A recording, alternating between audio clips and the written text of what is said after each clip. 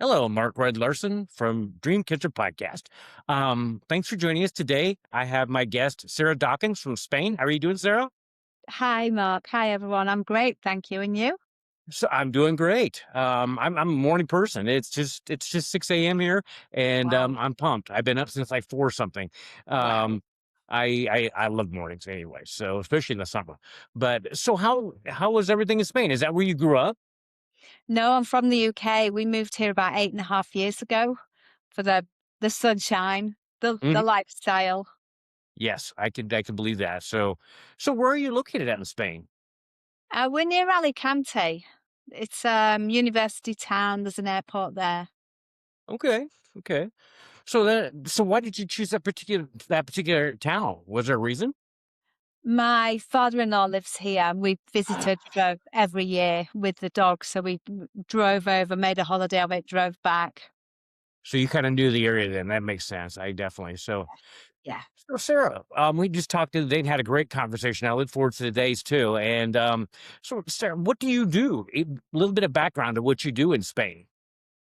So, what I do now is I'm a holistic health coach and I help people to find the root cause of their symptoms and diagnoses and work with that. So, essentially, people failed by the Western medical system, Mm, people who are sick and tired of being sick and tired, and people who yes, don't want to be sick.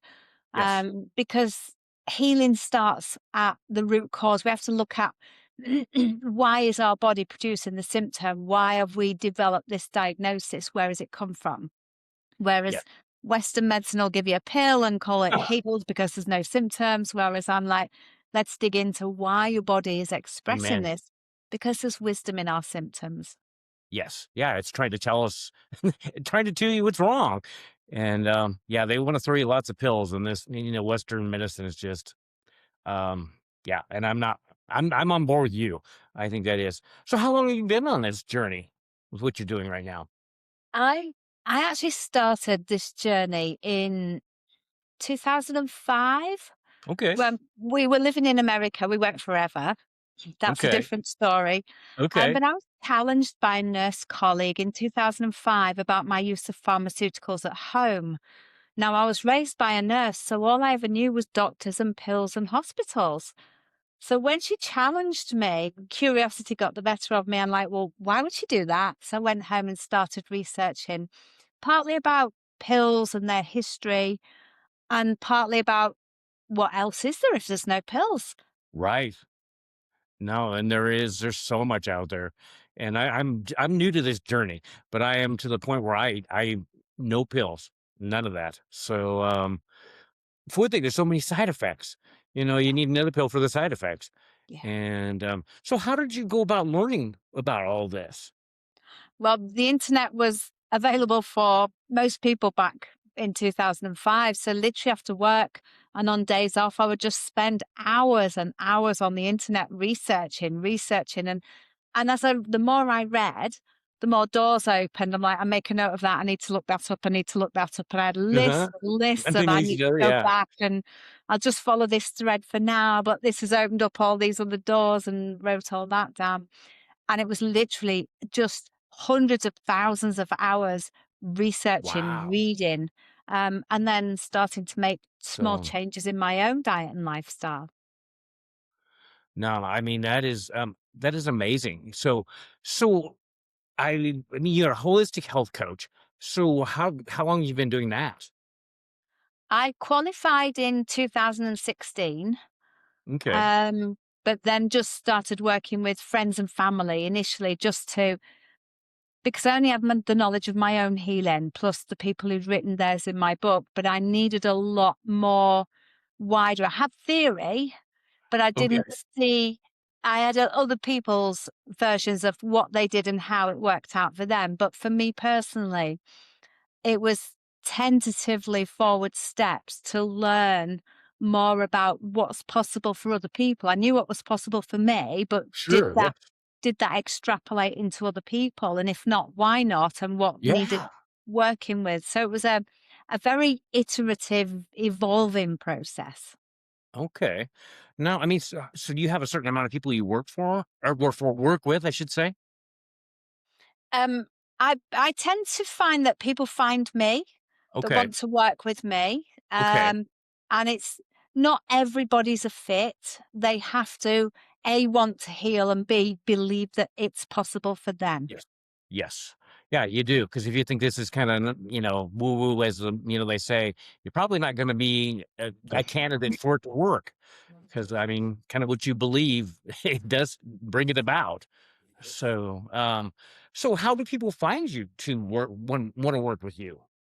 I find that people find me from the internet, from my Internet, okay. website, but also from recommendations. I get several people coming who've either seen me on the internet and know my work, or they've been a client of mine and recommend somebody else. Okay. So word of mouth and all that, okay. So, I mean, how do you have a certain amount of people I mean, is there a limit that you work with at one time?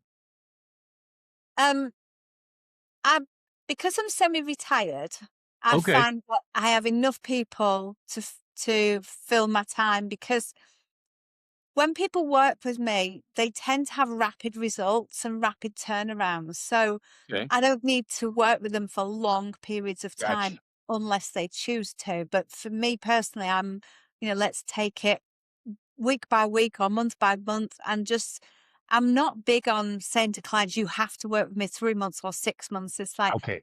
No set. whatever they want, whatever they feel. I'm very fluid with how I work. Okay. So do you, I mean, like certain foods that you recommend or just a whole battery of different things you recommend for them to so like if I came to you and I had whatever certain problem, how would we I'm sure you would analyze it, but so would it with foods or how would you kind of take care of somebody that had an issue? I tend to work with people's minds to Okay. help them see what they don't see. Ah, But when I'm working with diet and lifestyles, I I recommend for everybody to stop the seed oils, that's vegetable oils, canola, really? cottonseed, corn, Okay. sesame, sunflower. Stop all those vegetable Really? oils. Okay. Only use tallow or lard, um, Okay. butter or ghee. Oh, really? So natural saturated fat. Coconut oil and extra virgin olive oil are also good, but people get when you start saying oil, people then, well, what about sunflower? What about Yeah, so kind of so if we get a narrow it better down yeah. to yeah, just the saturated fats and none of the oils. Stop all sugar and sugar substitutes. Yeah. Stop Yeah. Yeah, the processed and the heavily processed foods. Cook from scratch, and then you know what goes in it because you would never put monosodium glutamate in your food. You would never add colorings to your food. There's No, that's so much true. added to convenience food.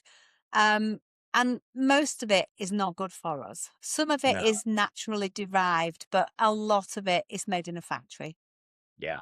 So I know the food kind of is substandard in the United States. How is the food in Spain? Is the in general? In general, it's a lot fresher. We have got a lot less processing than you do in the States. Okay. However, that said, we've got a lot of genetically modified corn. Really? Yes, yes, All right. and there's genetically modified, products coming Ugh. in here. Okay, that's a shame. So, no, and you said MSG. Oh my gosh, they put that in so many things, and I am so allergic to that.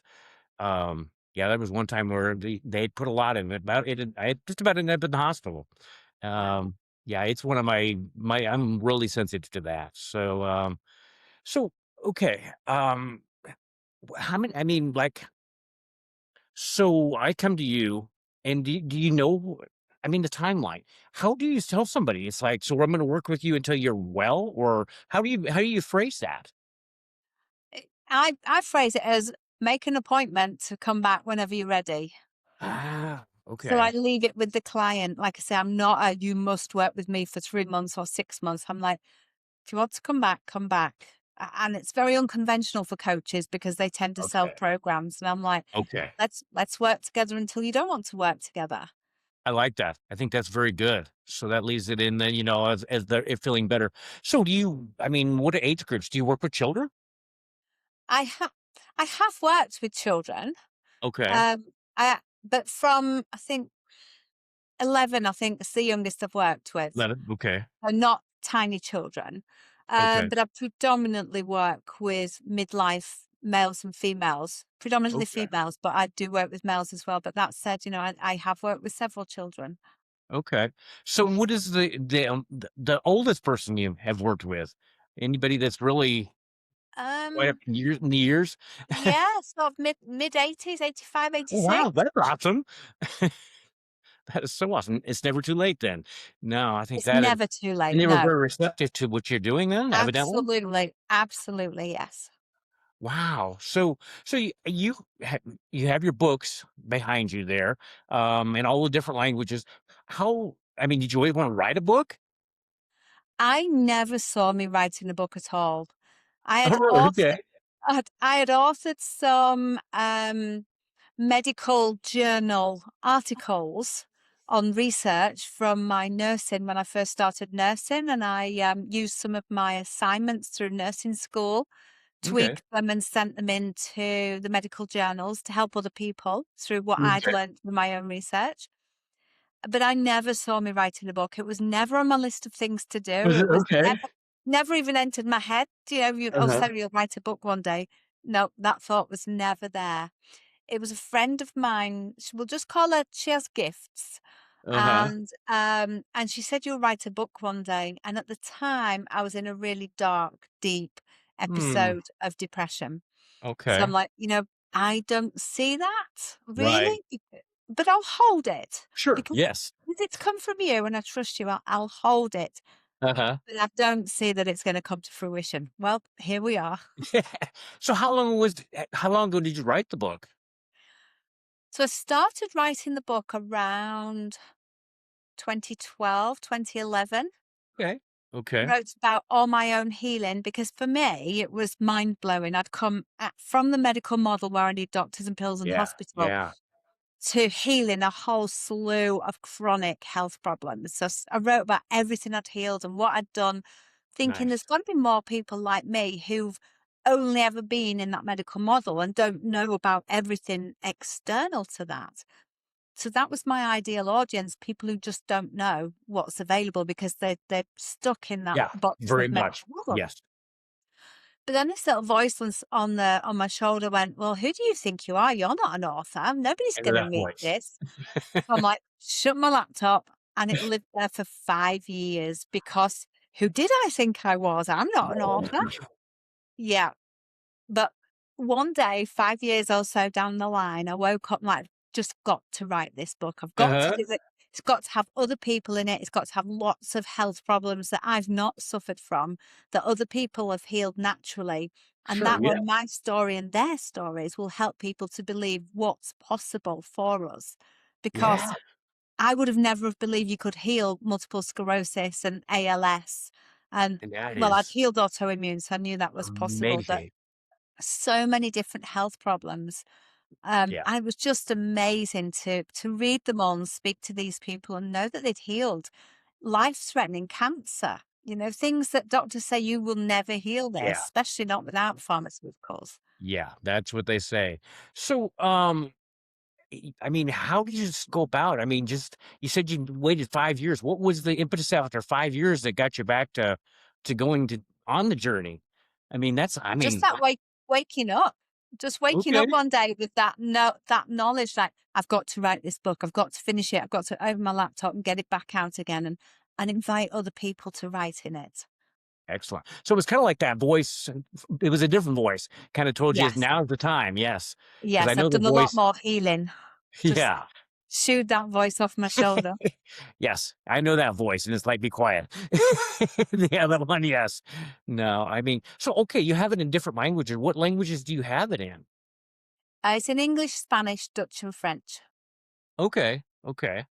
And, you can get those on Amazon, or where can Yes, on people purchase Amazon, there? and the English version is in Barnes& and Noble, and it can also be ordered Okay, from many, mainstream high street bookshops as well. okay. Excellent, I love that, I gotta check that out. I like Thank Barnes you. well, anyway, I love going in that bookstore, so, that's, I could spend hours there, that's for sure, but Yeah. So I always ask on the podcast, Dream Catcher podcast, it's like when you were growing up, what did you think you wanted to be? What did you think you were going to be when you grew up? I was going to be a nurse forever and ever and ever. Okay. Okay. So, and you were a nurse. So for how long were you a nurse then? I stayed qualified and on the register for 20 years, but Wow. only 4 years into my nursing work, that was when my beliefs were challenged. So that was when I started to think differently and started healing myself. No, that's amazing. And I mean, is there anything that's not that you believe that is not healable by doing what you have in your books? I mean, if you're doing ALS and all those other ones, it sounds like almost everything has a solution somewhere, you know? I would say things like chromosomal um, Okay, okay. deficiencies. But then, if you look at the power of the mind and what the body's capable of, I think we just maybe haven't got to that time yet where we can True. work on ourselves for that. But for anything that's genetic, Mhm. it's a lot of people think if it's genetic, therefore I'm going to have it. No, Yeah, if it's really. genetic, it's held in your DNA. But just because Okay, it's held there doesn't mean to say it needs to be expressed. okay. As Interesting. I can't remember who said it, but the genes are the gun, your genetics Mhm. are your gun, but your environment, your lifestyle, your thoughts and beliefs pull the trigger. Yes, yes, and I would agree with that because you see people that I mean, diet, yeah, makes all the difference in the world. I mean, like Massive. as you said. Yeah. So I have to ask, what's your favorite meal? What do you like to eat? Meat, Me. eggs, cheese, butter. Okay. Actually, I had just had eggs and all that stuff just a little bit ago for breakfast. Actually, eggs that are not ones from the store. Oh my gosh, they're so much better, and the yolks are so much more yellow. And, Yeah. I'm just on this journey. I think that's why maybe God crossed our paths because 'cause I'm just, uh no, because I have so many allergies, and I think when I have, like, what you're touting, maybe those would be a lot less. So do you speak on stage? I speak on platforms. If Okay. At the Okay. minute, my aim is to speak on stage, not virtually, sorry, in person. Okay. At the moment, I speak on platforms. I do summits, I do workshops, I do podcast interviews as well as having my Okay. own podcast. So I speak on virtual stages, platforms, but my aim is to speak in person. Okay. Okay. Do you have your own podcast? I do. Okay, I thought yeah. So how often does that come out? Every week, every Thursday. In fact, this morning, I've just dropped episode 159. Nice. Very nice. So what is the name of your podcast? It's called Mind Body Medicine for Self Healers. Excellent. And probably is it a video and audio podcast or just It audio? is, yes. Okay. And it's on all the main and a lot of indie platforms as well as YouTube. So Okay. I'm Pretty not much sure everywhere. people actually watch a lot of video, but it is available in video. Is it okay? And I could see that too. Well, people still think when they sit and hear podcasts, and I did too, that it's just audio, Yes. and it's kind of been traditionally that's for sure too. So what is next? Where do you see yourself like in 5 years? In 5 years, I see myself traveling around the world with my husband and speaking Awesome. from stages in person. Oh wow, that sounds I wanna tag along. That sounds so cool. So does your husband help with this? Does he help? Yeah, is he a part of, like, what you do, or is he kinda on the sidelines and supportive, No, or he has his own job. Oh, does he? Okay. So what does he do, if I may ask? He's a geek. Is he a geek? Okay. Gotta have those too. Uh, Yeah. So if I've got a computer problem, I'm like, darling, and he'll come and he'll just sort out. And it's geek stuff. I just don't understand.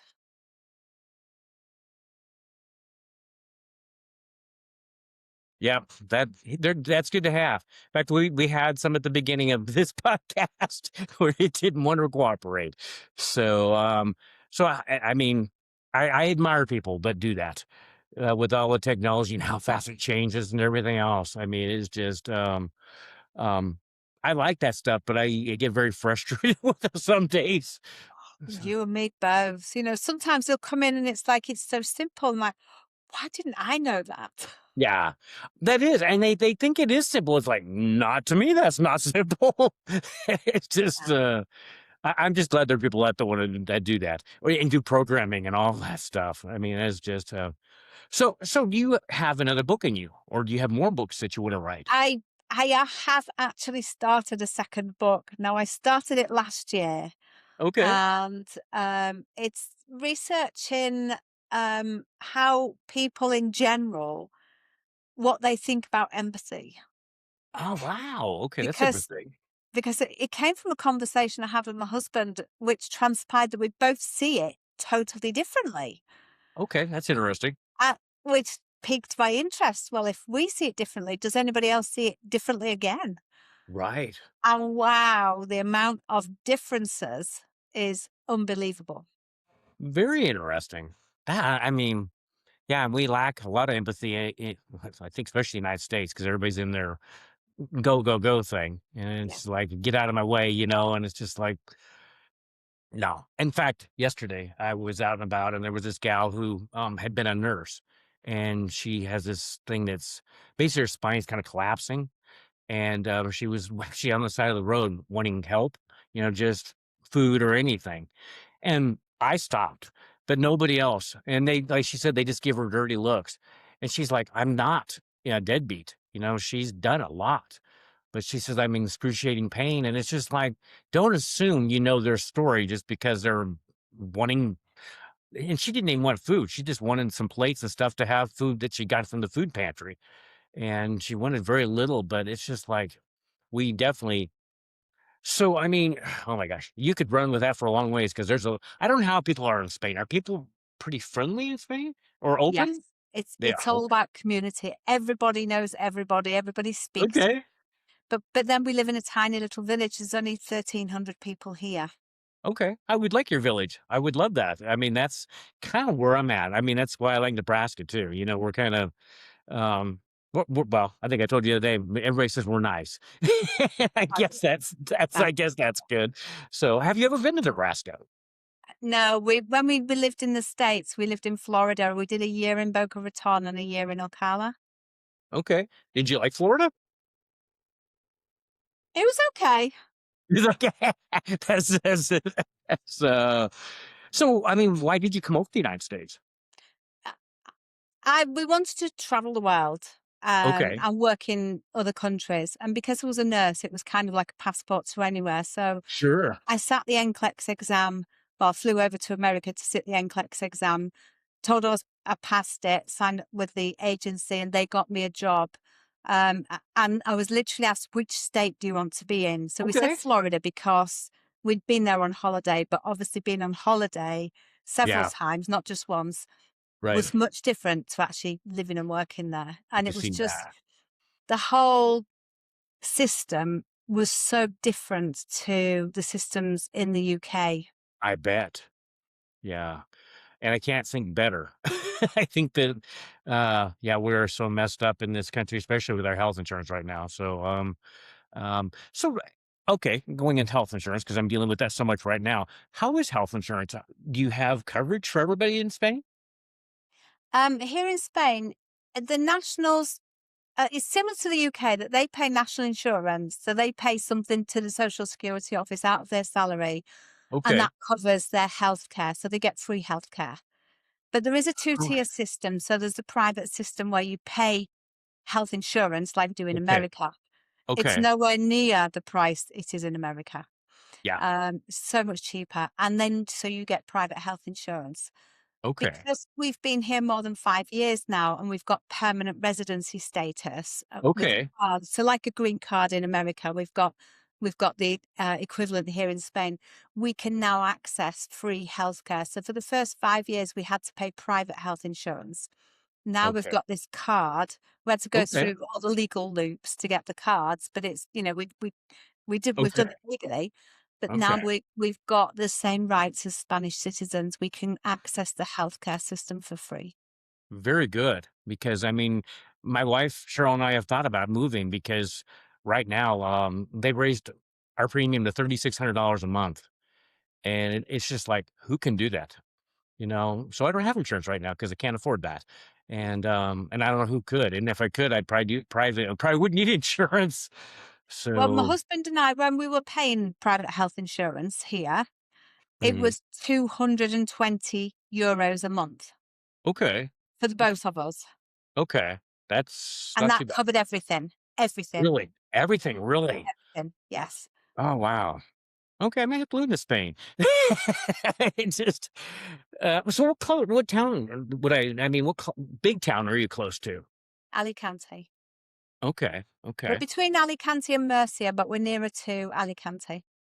okay, excellent. So you said you wanna travel the world. I mean, where have you traveled and where do you still wanna go? We've only been to America, and of America, we've only been to Florida. Okay, okay. So there's a lot more of America that we'd like to go and Yes, see. yes. We'd like to go to Asia, Yeah, um, a- and maybe even look at New Zealand, Australia, I'm with you there. um, That looks and really other neat. parts of Europe. But just sort of wherever, just Mhm.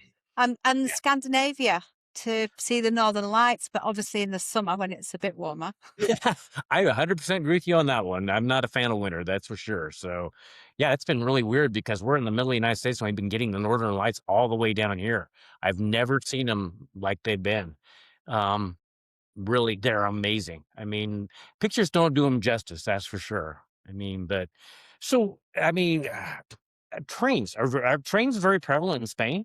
Because I know in Trains. Italy when I went, yeah, where you can use is there's quite a The, few trains that you can travel. Spain's very mountainous. Is it okay? Okay. So for us to catch a train, we would have to probably drive about half an hour Okay. and find a train station. Okay. But that said, all the major cities are linked by trains, Are they okay? and there's the high-speed train. I'm not sure where that starts and stops because there was plans for it to come all the way through Spain and go up to France and the UK, but Oh, really? Okay. I think it's stopped somewhere, so I don't think it's quite as big as it was hoped to have been, but it's Okay. still around. Okay.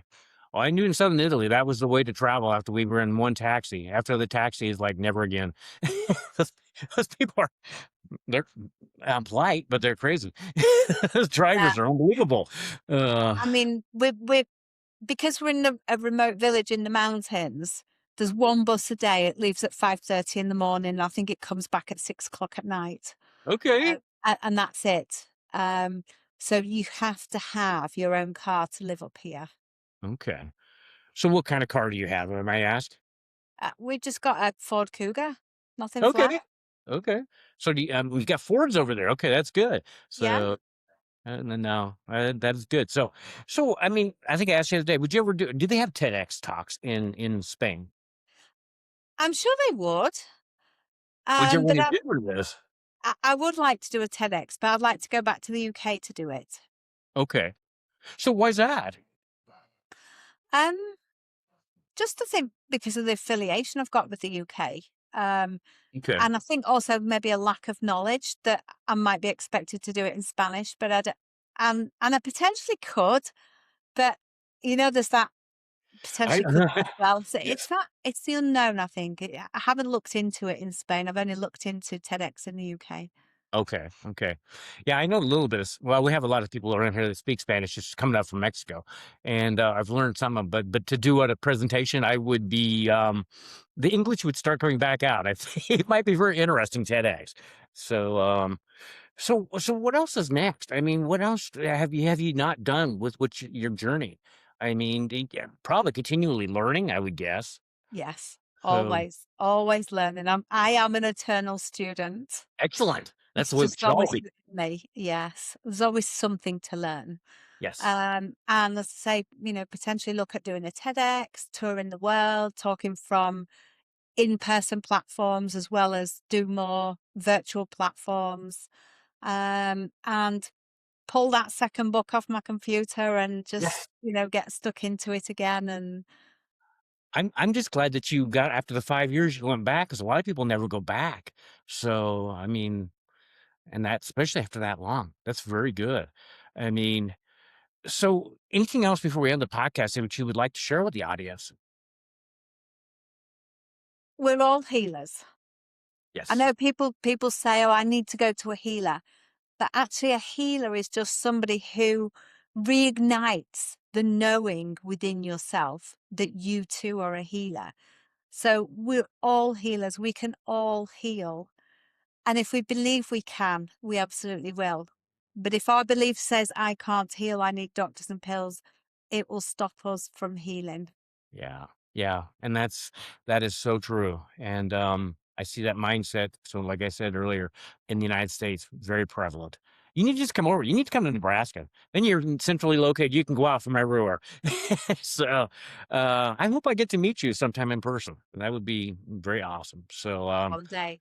So, Sarah, thank you for joining us on the Dreamcatcher podcast. I look for everything what's going on with your next book and everything else that you're doing, and keep in touch and maybe do a follow up podcast sometime down the line. So, but thank Fabulous. you.